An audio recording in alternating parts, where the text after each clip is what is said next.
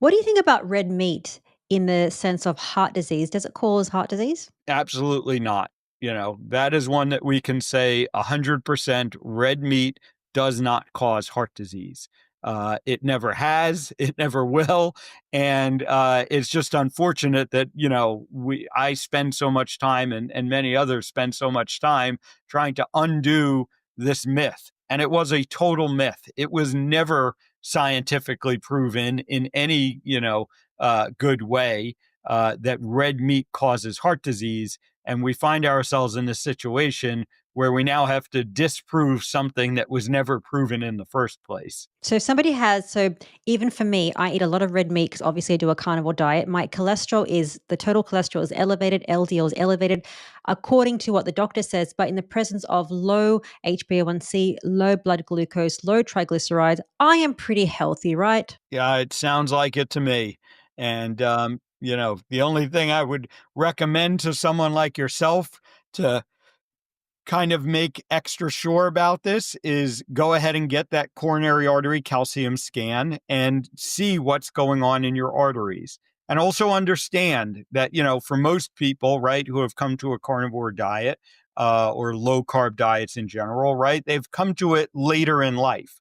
And there may have been 40, 50, 60 years of not doing that, right? And so we might see some damage to your arteries. We might see some plaque in your arteries. Don't panic about that.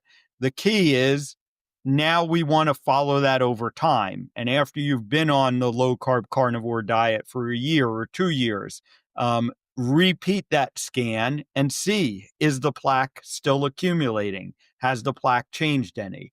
That's, another key thing to uh, realize, as we're trying to figure out this whole picture around heart disease. Because if you have some plaque, but it's not to the point where you're having symptoms or, you need a stent or anything like that, as long as we stop it from getting worse, we're going to be fine. And if you do the right things, there's a chance you might see some reversal. Do you think butter causes heart disease? Butter does not cause heart disease. Why? Again, you shouldn't be asking why doesn't butter cause heart disease. The people who think it does cause heart disease, I say why. Um, Show me the mechanism, right? Because we know butter doesn't cause insulin resistance; it reverses it. We know butter doesn't cause inflammation; it reverses it. And they'll say that butter, contains saturated fat, and it does, but saturated fat does not cause heart disease either. That has been thoroughly disproven at this point. So I always turn that question around and say, explain to me why we thought butter caused heart disease in the first place.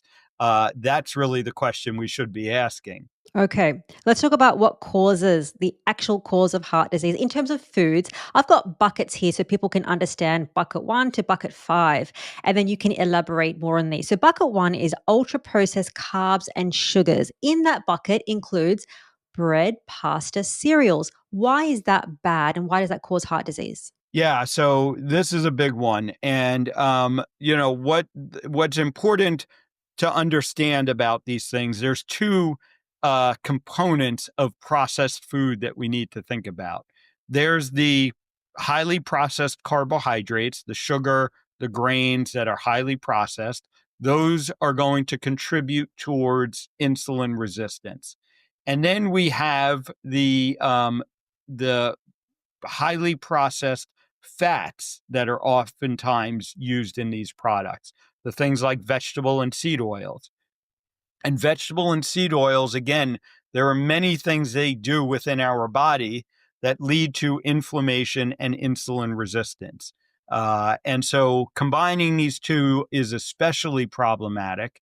And that's why ultra processed food is really the primary um, driver in our modern food environment of not only heart disease, but, the other metabolic diseases. If your grandmother or great grandmother wouldn't have recognized that as food, that's an ultra processed food that you shouldn't be eating. If it has an ingredient list, right, that you don't know like all the things on that ingredient list aren't something that you could go out into nature and, grow yourself or pick or kill, then, that's an ultra processed food that you shouldn't be eating. Okay, and that includes cereals because cereals is an ultra processed food, multiple ingredients. We're told it's healthy. Oatmeal is not healthy either.